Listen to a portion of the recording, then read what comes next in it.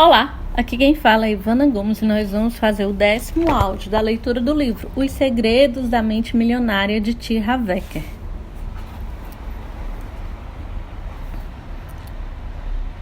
O modelo de dinheiro funciona como um termostato. Se a temperatura da sala é 22 graus, é provável que o termostato esteja regulado para 22 graus. E é nesse ponto que a questão fica interessante. É possível, considerando o fato de que a janela está aberta e faz frio lá fora, que a temperatura da sala caia e atinja 18 graus? É claro, mas o que acontecerá no fim? É claro, mas o que acontecerá no fim? O termostato está acionado e ela voltará aos 22 graus. É possível também, considerando o fato de que a janela está aberta e faz calor lá fora, que a temperatura da sala suba e chegue a 25 graus?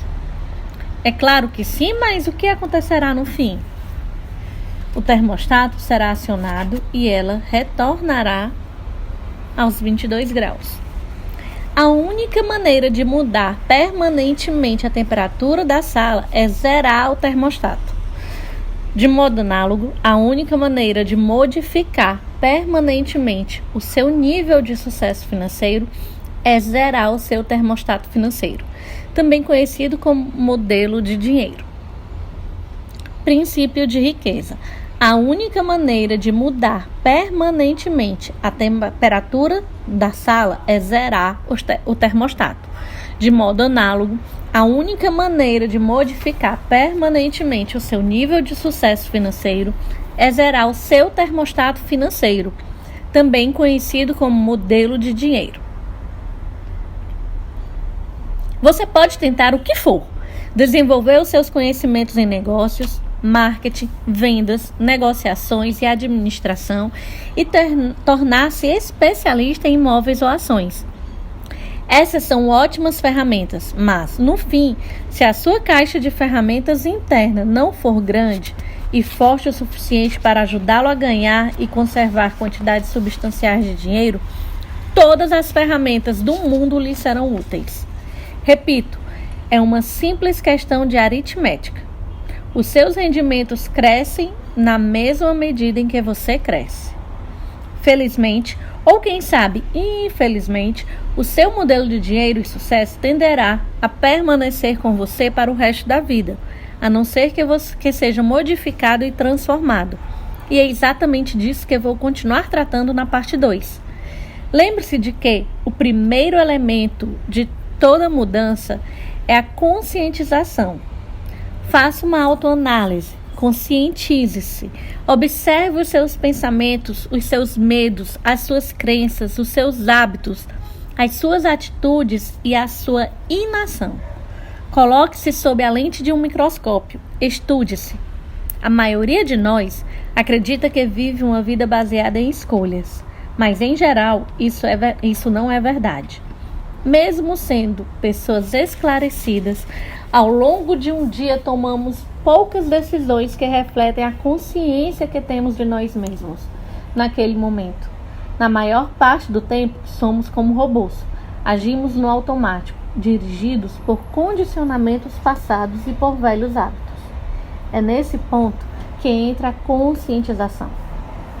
A consciência observa os nossos pensamentos e as nossas ações para que vivamos das escolhas verdadeiras feitas no momento presente, em lugar de sermos governados por uma programação proveniente do passado.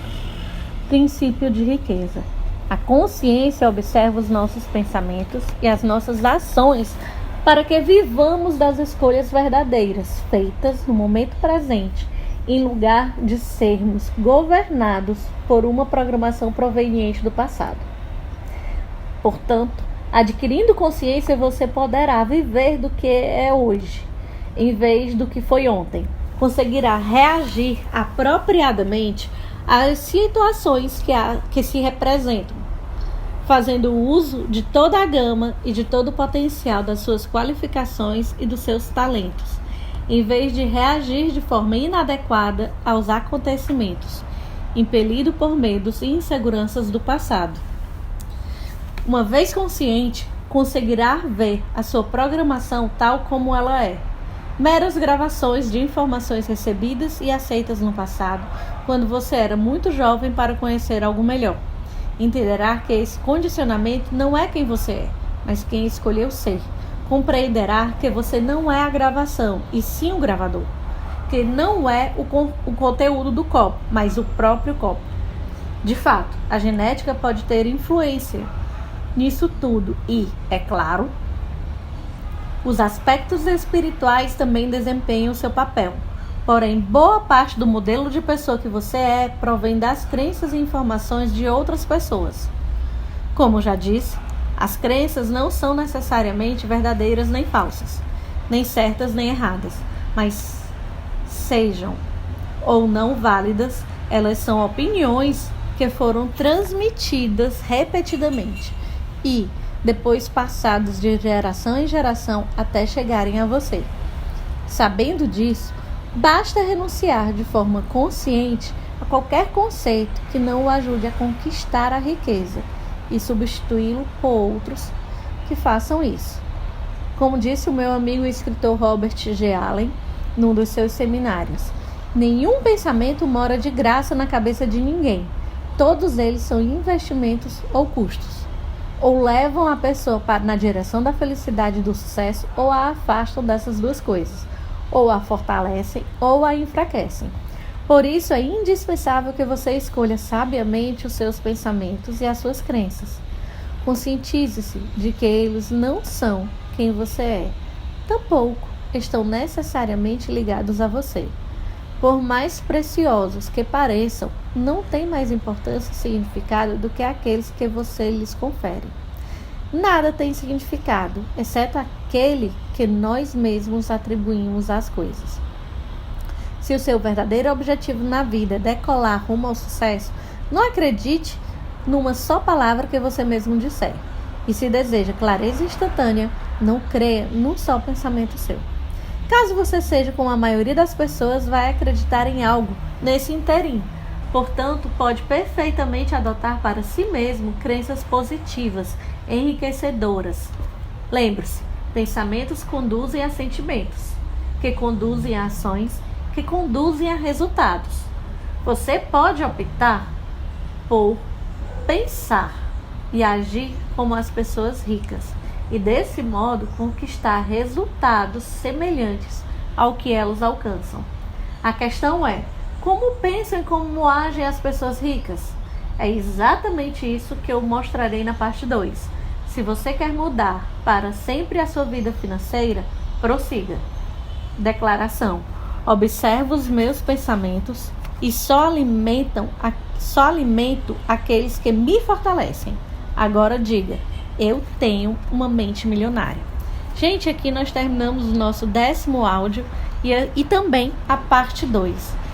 E eu quero falar de uma coisa que eu achei muito interessante. É o quanto que é importante a gente se tornar consciente, certo? E por quê?